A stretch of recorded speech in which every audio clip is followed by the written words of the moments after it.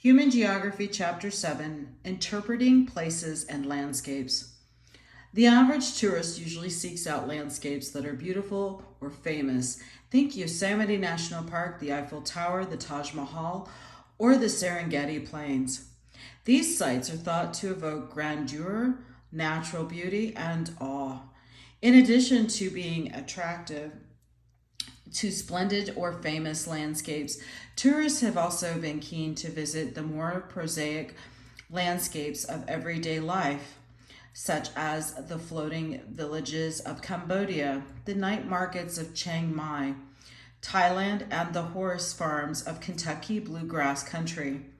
Tourists spend billions of dollars each year to visit these landscapes, both grand and ordinary. A new trend in tourism, however, is one that is becoming most commonly known as anti-tourism. Anti-tourism deliberately seeks to avoid the sublime and even the commonplace in order to know more about the underbelly of our world, i.e., the dirty, dangerous, the prohibited, and even the toxic landscapes that have been made by human hands but hidden away, abandoned, or just not attractive or interesting to the mainstream traveler for one reason or another. Anti-tourists are interested in getting away from the fully inclusive tour that installs the visitor in relaxing, luxurious surroundings. They prefer to explore the unsavory stuff that the tourism bureaus don't want visitors to know about.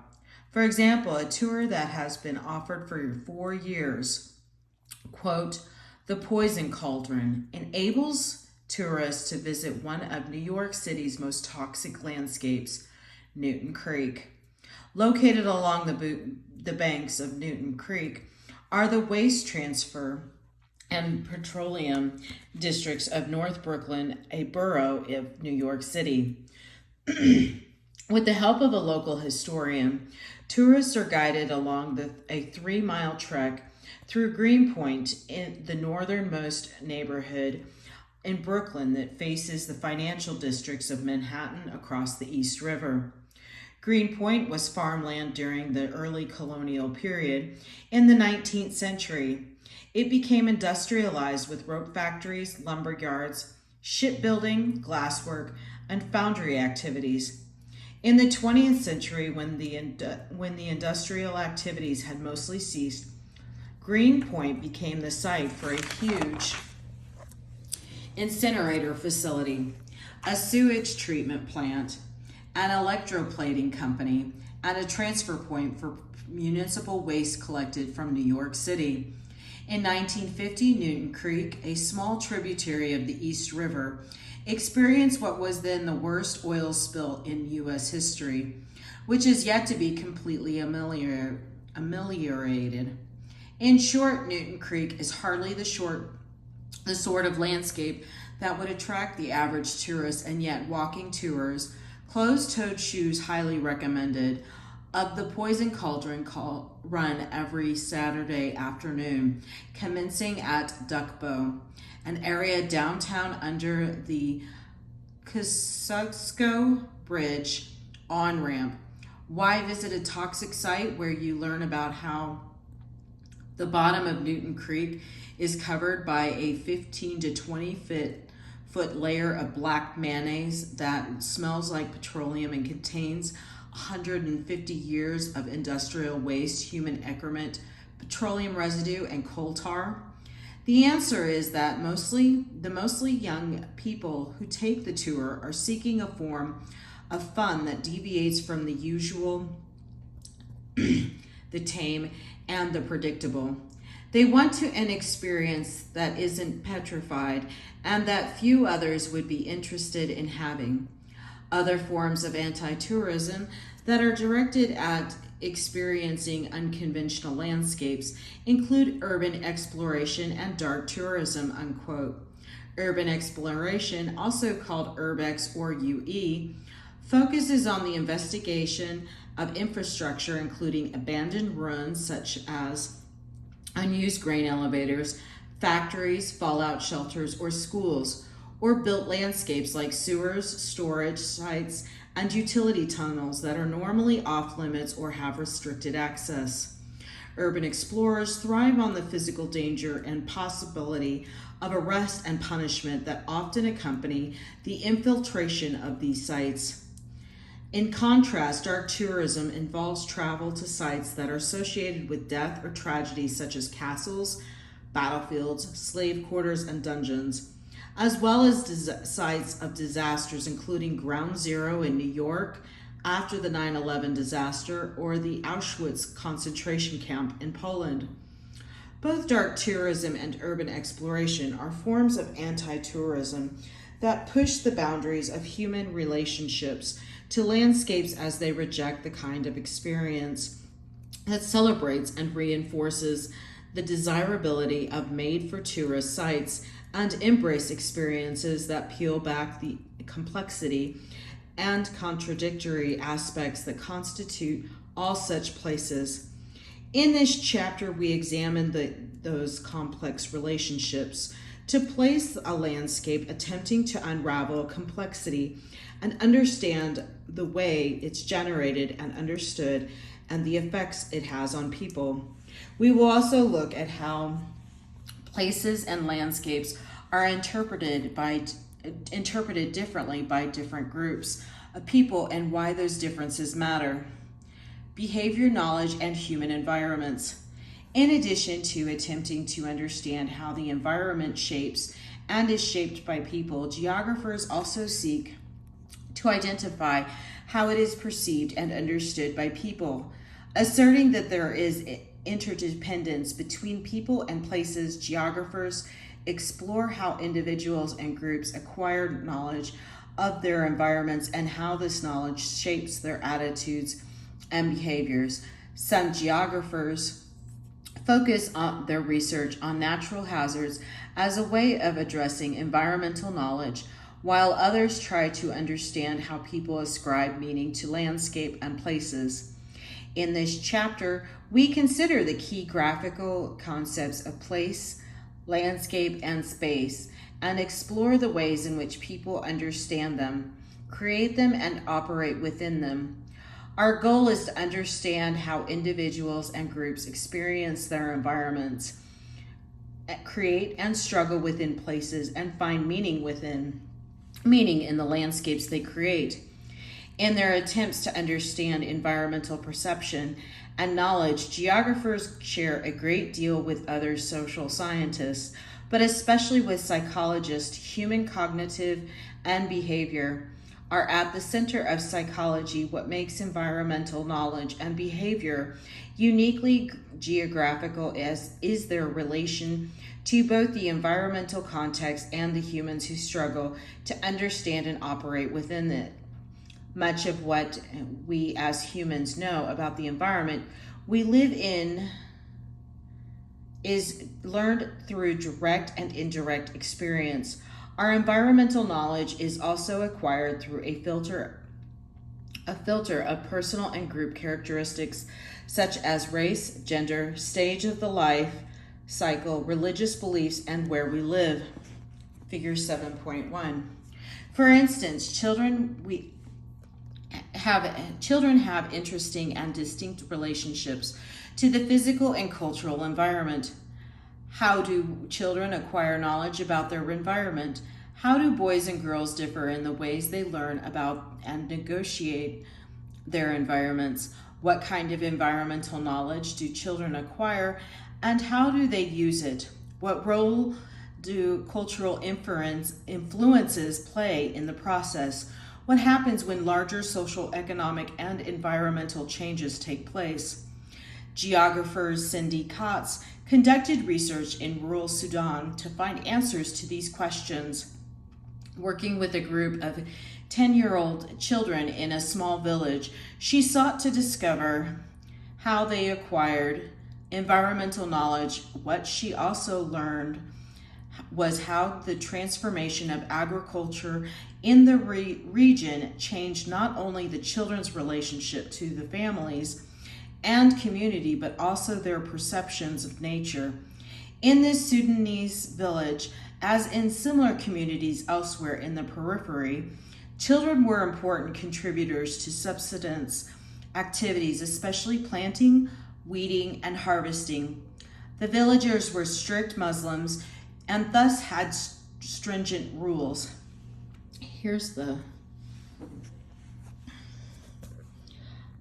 I'm going to try and get as close to this as absolutely possible, because this was created from a student, the shepherd's map. So I'll try and get so that you can see the full thing, but I want to get close so you can see.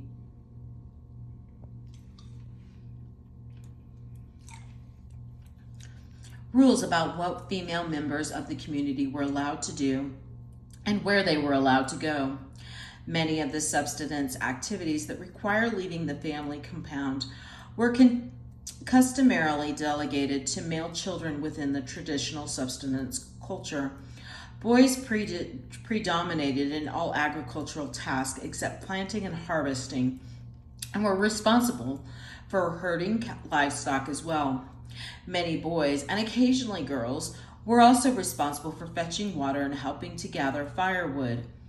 Both boys and girls collected seasonal foods from lands surrounding the village. Work and play were often mixed together, and play as well as work provided a creative means for acquiring and using environmental knowledge and for developing a finely textured sense of the home area. Figure 7.2. What happens when the agricultural production system is thoroughly changed, as it was in this village when irrigated cash crop cultivation was introduced? Through an international development scheme with the financial assistance of outside donors, a Sudanese government project transformed the agriculture of the region from the subsistence, livestock, raising and cultivation of sorghum and sesame to cultivation of irrigated cash crops such as cotton. The new cash crop regime, which required management of irrigation works, application of fertilizers, herbicides, and pesticides, and more frequent weeding, required children as well as adults to work longer and harder. Parents were often forced to keep their children out of school because many of the tasks had to be done during the school term. Destruction of local forests required children to range farther afield to procure fuel wood and to make gathering trips.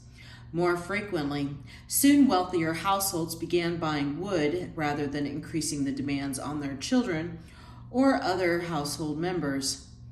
For the children or more marginalized households, the selling of fuel wood, foods, and other items provided a new means for earning cash to support their families, but also placed increasing demands on their energies and resourcefulness and changed their whole experience of the world.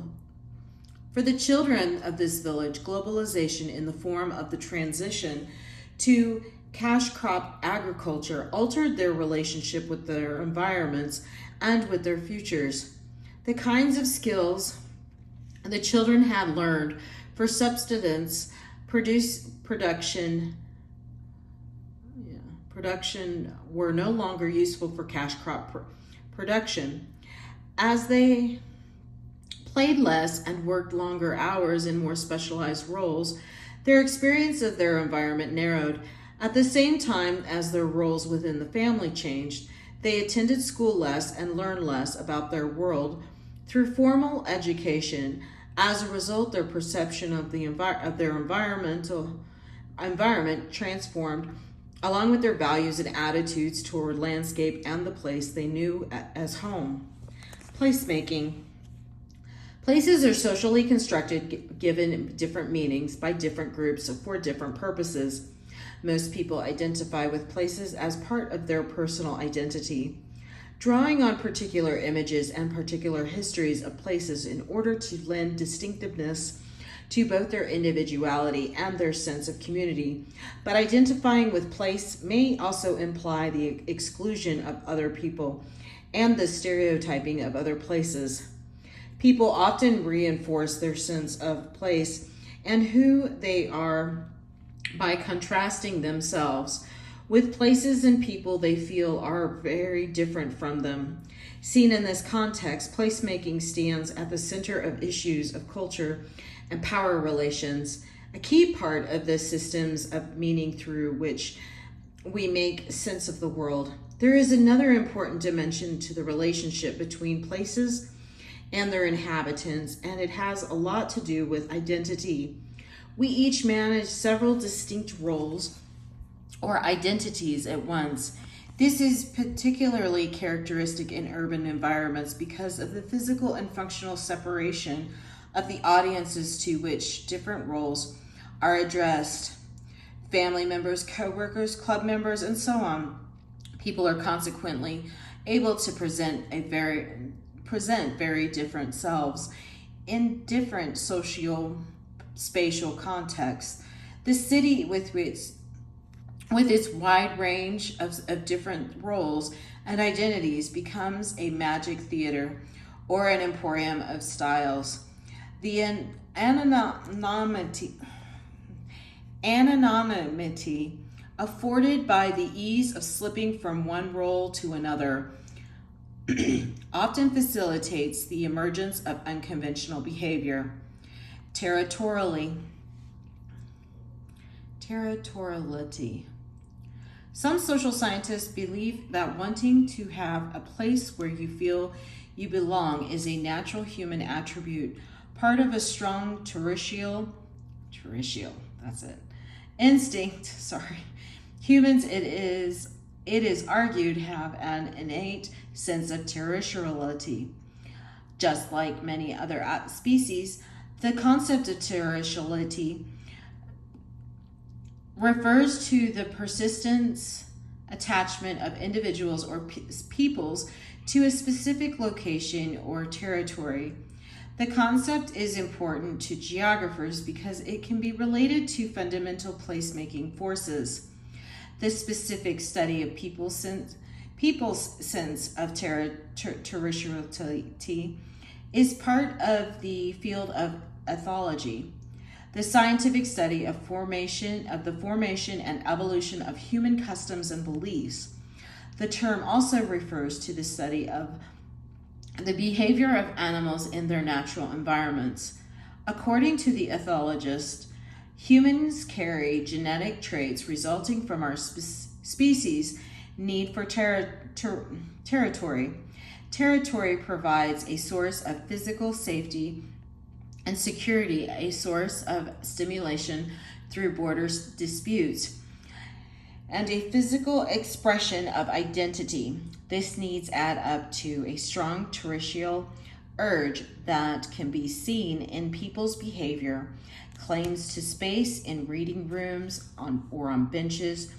For example, in claims made by gangs to neighborhood turf. Ethologists argue that the territorial urge also can be observed when people become frustrated because of overcrowding. They become stressed and, in some circumstances, begin to exhibit aggressive or deviant behavior. Ethologists and environmental psychologists link crowding to everything from vandalism and assault to promiscuity, listlessness, and clinical depression. Proximics.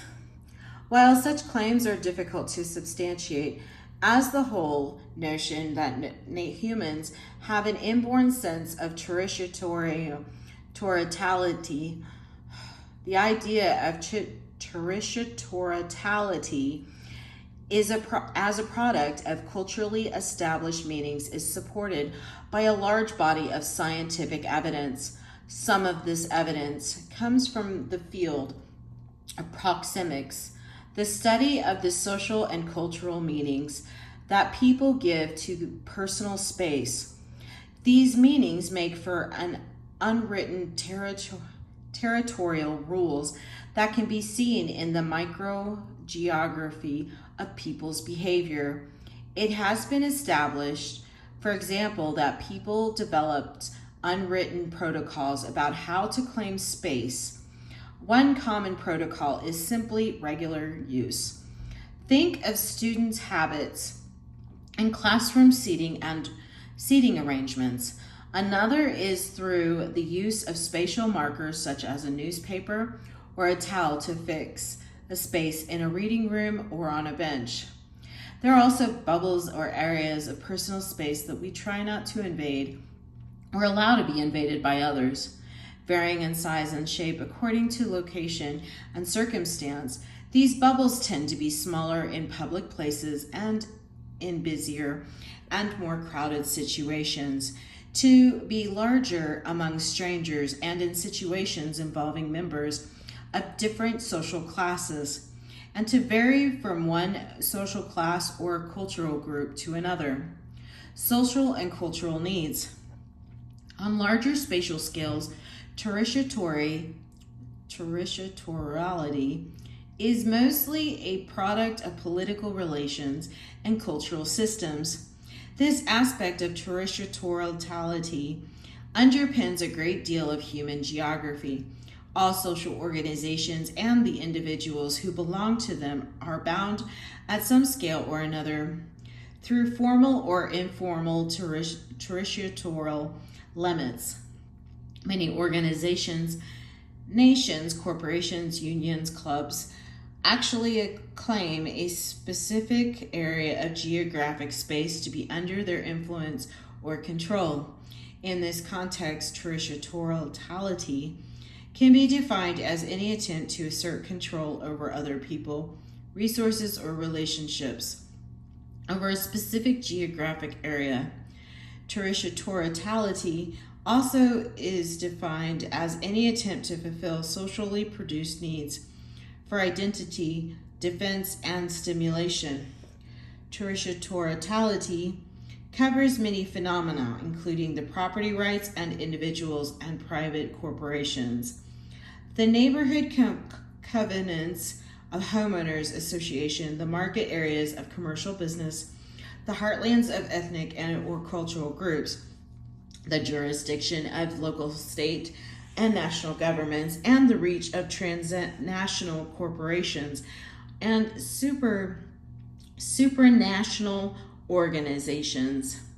Territoriality thus provides a means of meeting three social and cultural needs: the regulation of social interaction, the regulation of access to people and resources, the provision of focus and symbol of group membership and identity.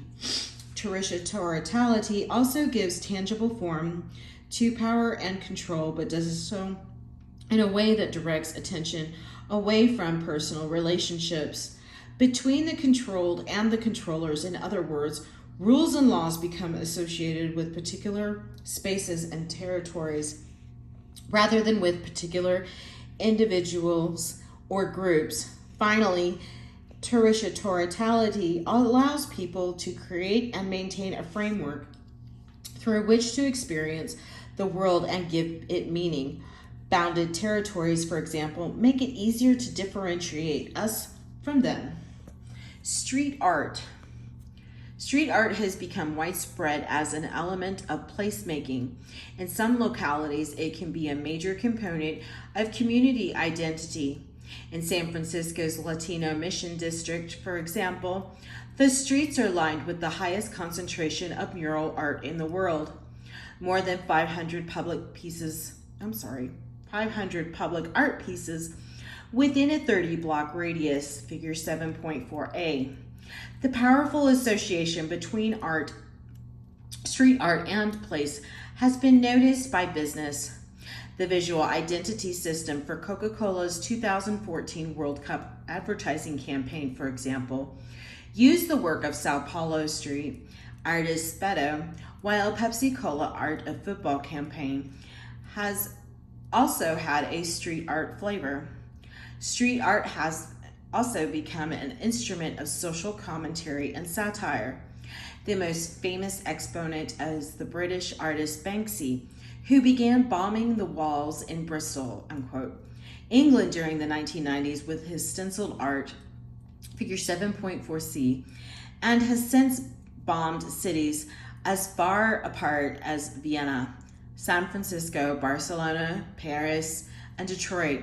A similar approach has been followed by the Iranian street artist Black Hand, dubbed the Iranian Banksy by some media outlets, whose daring work on the walls and buildings of the Tehran have gone viral on Facebook and Twitter.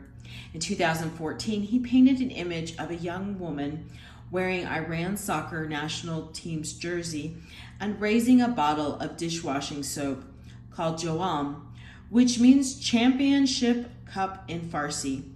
The image 7.4d refers to the political cultural that encourages women to stay at home, as in the ban against women attending sports events. I'm going to go ahead and show you, here's one of the pieces. I know the rest of them are probably on the other page. So here's the graffiti.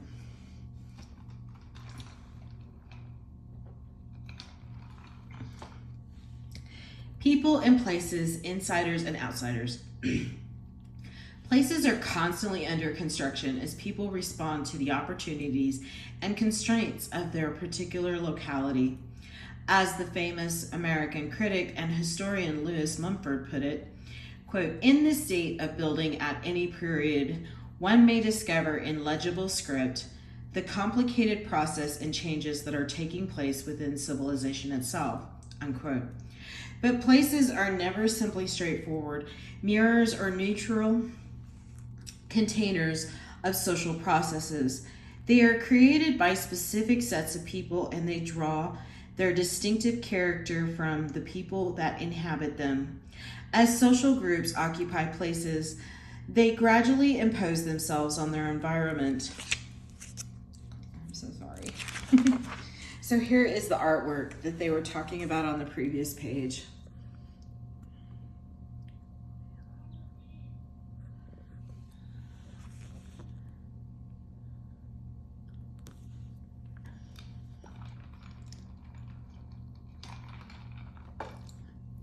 And then here is the, I'll try and get as close as I can because it's hard to read like that. So I'll try and get without a glare. So you want to pause and read that. Okay, that's as close as I can get without cutting it off.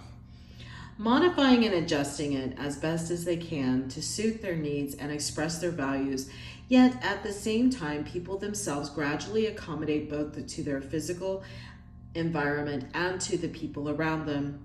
There is thus a continuous two-way process, what geographer Edward Soja called a socio-spatial dialect, in which people create and modify places while at the same time being conditioned in various ways by the spaces in which they live and work.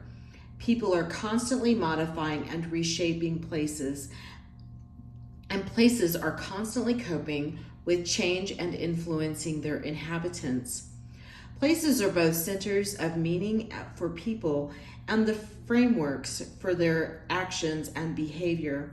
It is important to remember that places are constructed by their inhabitants from their own subjective point of view, and that they are simultaneously constructed and seen as an external, quote, other by outsiders. A neighborhood, for example, is both an area of special meanings to its residents as well as an area containing houses, streets, and people that others may view from outsiders' perspective.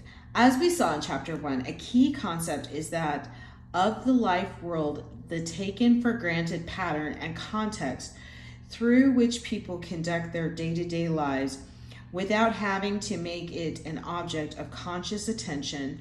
People's familiarity with one another's vocabulary, speech patterns, dress codes, gestures, and humor, and with shared experiences of their physical environment often carries their over into people's attitudes and feelings about themselves and their locality, and to the symbolism they attach to that place. When this happens, the result is a collective and self-conscious, quote, structure of feeling, unquote. a sociocultural frame of reference generated among people because the experiences and memories that they associate with a particular place. Experience, let me go ahead and you're going to want to get this spatial inequality. This is the outsider art. So you can pause this and read this at your leisure. And then here is the picture. Experiencing and meaning. The interaction between people and places raise some fundamental questions about the meanings that people attach to their experiences. How do people process information from external settings? What kind of information do they use? How do new experiences affect the way they understand their worlds? What meanings do particular environments have for individuals? How do these meanings influence behavior? How do people develop and modify their sense of place?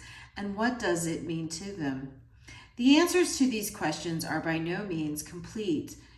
It is clear, however, that people filter information from their environments through neurophysiological process. I'm so sorry if I mispronounced that.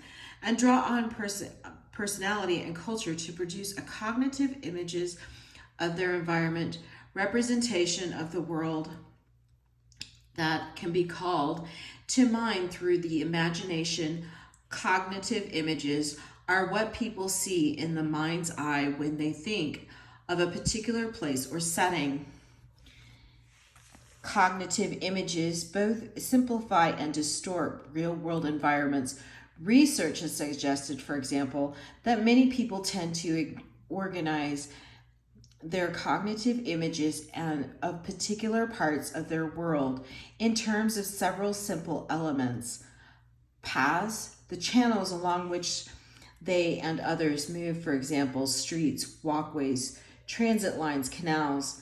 Edges, barriers that separate one area from another, for example, shorelines, walls, railroad tracks.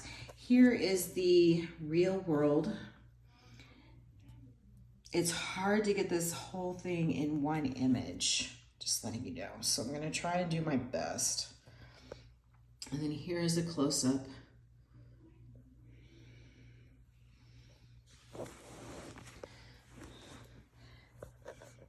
Districts, areas within an identifiable character, physical and or cultural, that people mentally enter and leave. For example, a business district or an ethnic neighborhood. Nodes, a strategic points and foci for travel, for example, street corners, traffic junctions, city squares, landmarks. A physical reference points, for example, distinctive landforms, buildings, or monuments. Individual landscape features may function as more than one kind of cognitive element. A freeway, for instance, may be perceived as both an edge and a path in a person's cognitive image of a city. Similarly, a railroad terminal may be seen as both a landmark and a node. Distortions in our cognitive images are partly the result of incomplete information. Once we get behind our immediate living area, we know few spaces in complete detail. Yet our worlds, especially those of us in developed countries that are directly tied to global networks of communication and knowledge, are increasingly large in geographic scope. As a result, these worlds must be conceived or understood with limited direct stimuli. We have to rely on fragmentary and often biased information from other people, from books, magazines, television, and the internet. Distortions in cognitive images are also partly the result of our own biases. What we remember about places, what we like or dislike, what we think is significant. are all functions of our personalities, our experiences, and the cultural influences to which we have been exposed.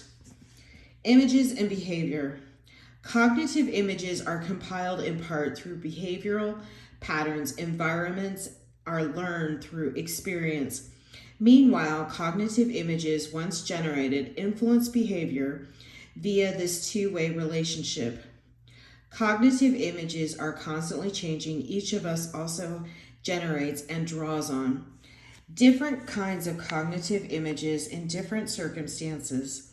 Elements such as district, nodes, and landmarks are important in the kinds of cognitive images that people use to orient themselves and to navigate within a place or region. The more of these elements an environment contains and the more distinctive they are, the more legible that environment is to people and the easier it is to get oriented and navigate. In addition, the more firsthand information people have about their environment and the more they are able to draw on secondary sources of information, the more detailed and comprehensive their images are. The phenomena is strikingly illustrated in 7.7, which shows the collective image of Los Angeles as seen by the residents of three different neighborhoods: Westwood, an affluent neighborhood; Avalon, a poor inner city neighborhood; and Boyle Heights, a poor immigrant neighborhood. The residents of Westwood have a well-formed, detailed, and comprehensive image of the entire Los Angeles basin. At the other end of the socioeconomic spectrum, residents of the African American neighborhood of Avalon near Watts have a vaguer image of the city, structured only by the major east-west boulevards and freeways and dominated by the Gurdjieff layout of streets. Between Watts and the city center, the Spanish-speaking residents of Boyle Heights, even less affluent, less mobile, and more isolated by language, have an extremely restricted image of the city. Their world consists of a small area around Brooklyn Avenue and First Street, bounded by the landmarks of City Hall, the bus depot, and Union Station. The importance of these images goes beyond people's ability simply to navigate around their environments. The narrower and more localized people images are, for example, the less they will tend to venture beyond their home area. Their behavior becomes circumscribed by their cognitive imagery. People's images of places also shape particular aspects of their behavior. Research on shopping in cities, for example, has shown that customers do not necessarily go to the nearest store or to the one with the lowest prices. They are influenced by the configuration of traffic, parking, and pedestrian circulation within their imagery of their environment. The significance of this clearly has not been lost on the developers of shopping malls, who always provide extensive space for free parking and multiple entrances and exits. In addition, shopping behavior, like many other aspects of behavior, is influenced by people's values and feelings. A district in a city, for example, may be regarded as attractive or repellent, exciting or relaxing, fearsome or reassuring, or more likely, a combination of such feelings, as is the case with all cognitive imagery. Such images are produced through a combination of direct experience and indirect information, all filtered through personal and cultural perspectives. Images such as these often exert a strong influence on behavior. Returning to the example of consumer behavior, one of the strongest influences on shopping patterns related to the imagery evoked by retail environments, something else that has not escaped the developers of malls who spend large sums of money to establish the right atmosphere and image for their projects. Shopping behavior is one narrow example of the influence of place imagery on behavior. Additional examples can be drawn from every aspect of human geography and every spatial scale. The settlement of North America, for example, was strongly influenced by the changing images of the plains and the West. In the early 1800s, the plains in the West were perceived as arid and unattractive, an image reinforced by early atlases. When the railroad companies wanted to encourage settlement in these regions, they changed people's image of the plains and the West with the advertising campaigns that portrayed them as fertile and hospitable regions. The images associated with different regions and localities continue to shape settlement patterns. People draw on their cognitive imagery. For example, in making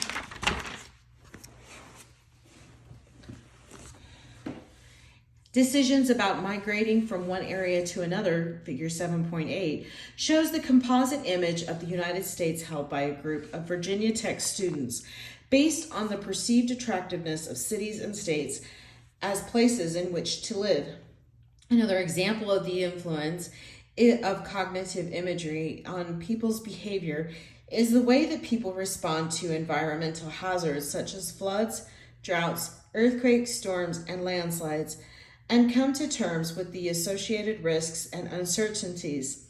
Some people attempt to change the unpredictable into the knowledgeable by imposing order where none really exist, resorting to folk wisdom about weather, for example, while others deny all predictability and take a fatalistic view.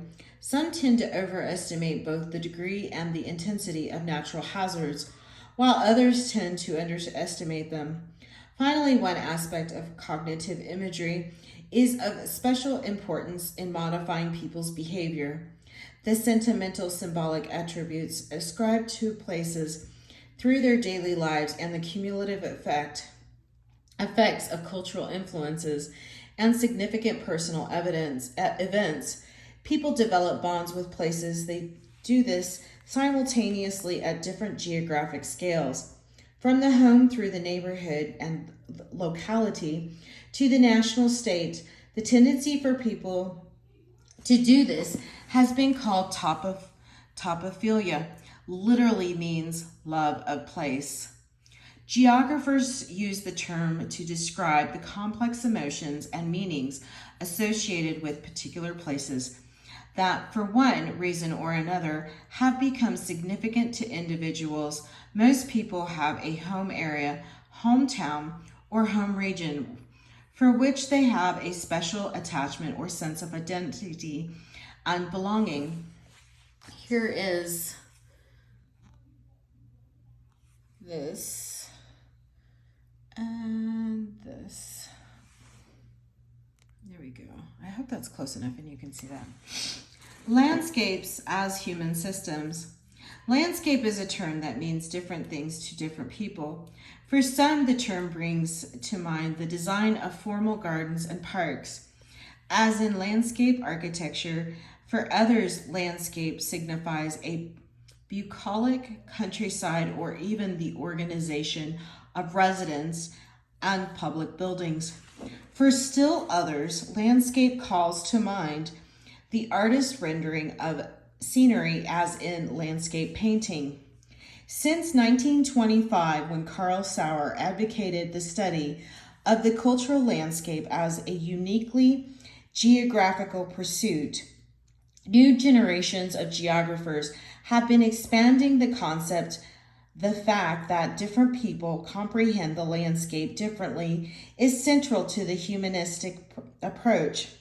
In geography, this approach places the individual, especially individual values, meaning systems, intentions, and conscious acts at the center of analysis, as the Sudanese example given earlier in the chapter suggests. Children's perceptions of the world, of their worlds, are different from those of their parents, and girls may see their world differently from boys, even in the same family. Environmental perception and its close relative behavioral geography are interdisciplinary, drawing together geographers, landscape architects, psychologists, architects, and others. Professionals in these disciplines investigate what preferences people have in landscapes, how they construct cognitive images of their worlds, and how they find or fail to find their way around in various settings.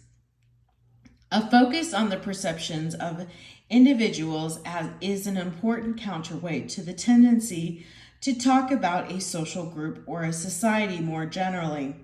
Nevertheless,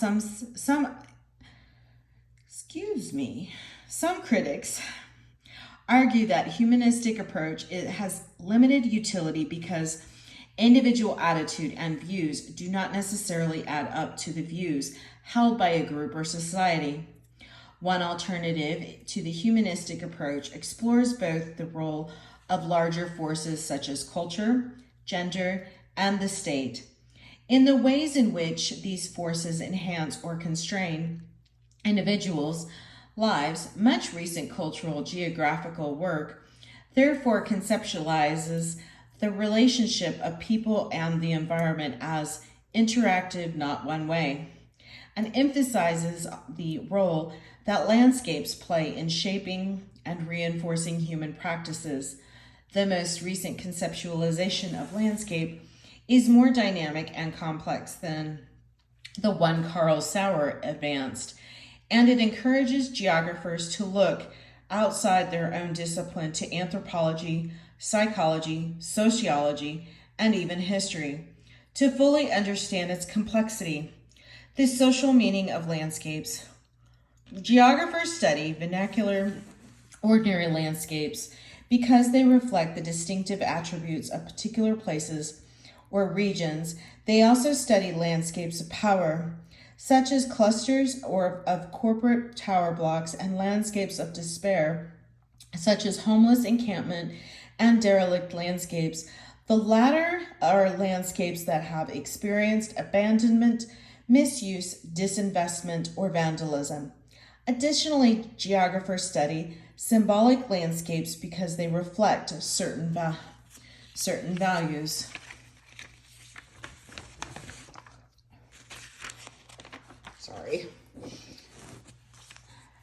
Or ideals, either those intended by the builders or financiers of particular places of how perceived by other groups. Some individual buildings and structures are so powerful, symbolic, that they come to stand for entire cities.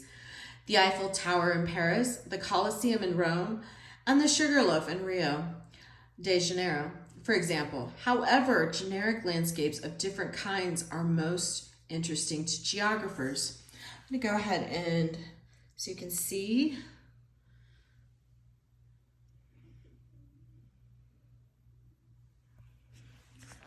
some of the famous landmarks that cities have to offer.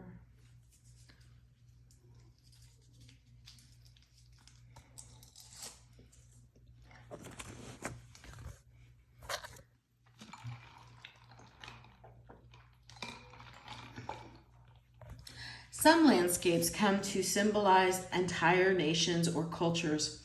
Quite ordinary landscapes can be powerfully symbolic because they are understood as being a particular kind of place.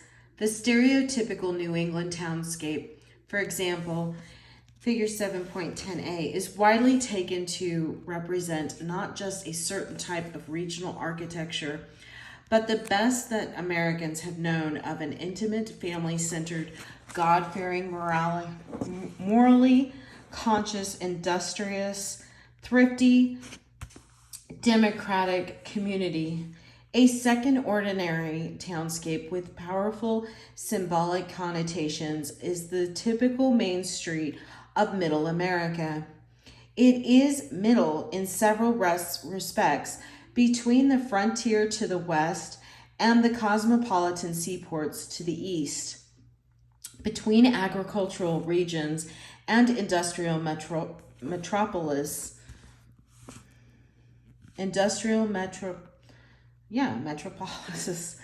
I can't pronounce that word, guys. I'm sorry. Between affluence and poverty, it has come to symbolize places with a balanced community populated by property-minded, law-abiding citizens devoted to free enterprise and a certain kind of social morality, another everyday landscape that looms large in the national and international popular imagination is the American Highway. U.S. Route 66 connecting Chicago to Los Angeles along more than 2,400 miles of roadway is the classic example and is quintessentially American signage. An automobile-oriented building, C-Box 7.2, visualizing geography, Route 66, have become iconic of an era of optimism, movement, new opportunities, and indomitable spirit. John Steinbeck, in his famous novel, The Grape's Wrath, proclaimed U.S. Highway 66 the Mother Road because hundreds of thousands of migrants took it to California to escape the despair of the Oklahoma Dust Bowl in the 1930s. In 1946, Nat King Cole recorded the song Route 66 that became a pop classic a generation later when it was recorded by Chuck Berry in 1961 and the Rolling Stones 1964. Since the early 1990s, a loose coalition of federal agencies such as the National Park Service and the United States Forest Service, states, entities, and private individuals has taken steps to interpret, preserve, and commemorate the highway in other ways. A more recent example is provided by the landscapes of contemporary American suburbia. They are landscapes of bigness and ostentation, characterized by packaged developments and simulated settings. These conservative utopias of themed and fortified subdivisions of private master planned developments reflect a presumed reciprocity between size and social superiority. The key point is that ordinary landscapes as geographers, such as Don Mitchell have established, are instruments of social and cultural power that naturalize political economic structures as if they were simply given and inevitable as powerful complexities of signs. They perform vital functions of social regulation. Many of the landscapes of contemporary American suburbia, for example, have naturalized an ideology of competitive consumption and disengagement from civic affairs. Here's the picture that they're talking about. And I'm so sorry, I'm trying not to get the glare on there.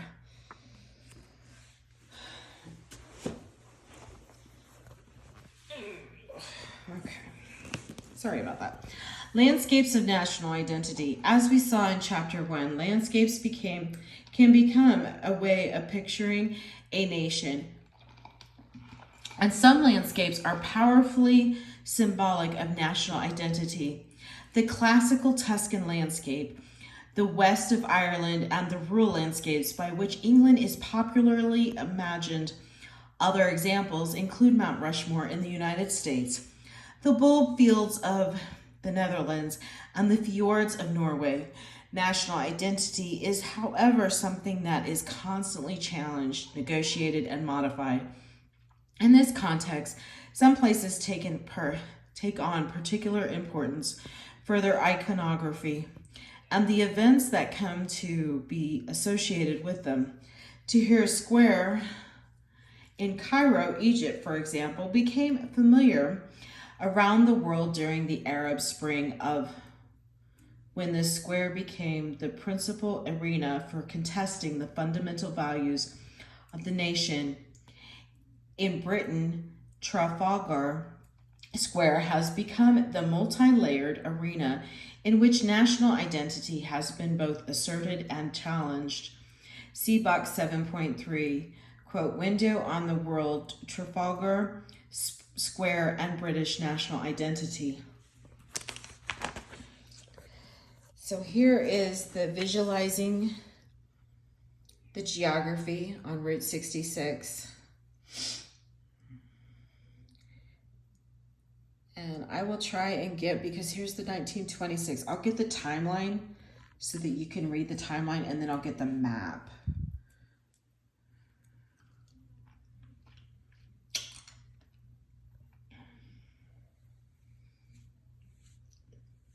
And then I'll get a close-up of this. Here's the 7.2 Route 66 today. Let me go ahead and go back for historic value.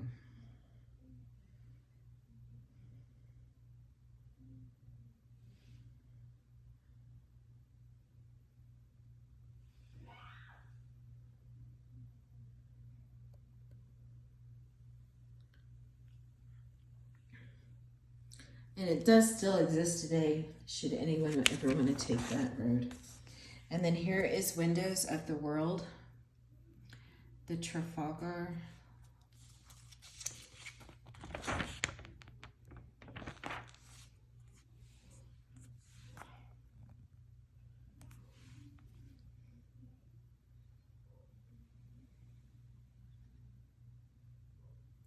And then this is a perfect spot. I'm going to go ahead. I hope I got it all. I'm sorry. This is going to be the end of chapter 7, part 1, and then we will continue with landscape and art for part 2. Thank you.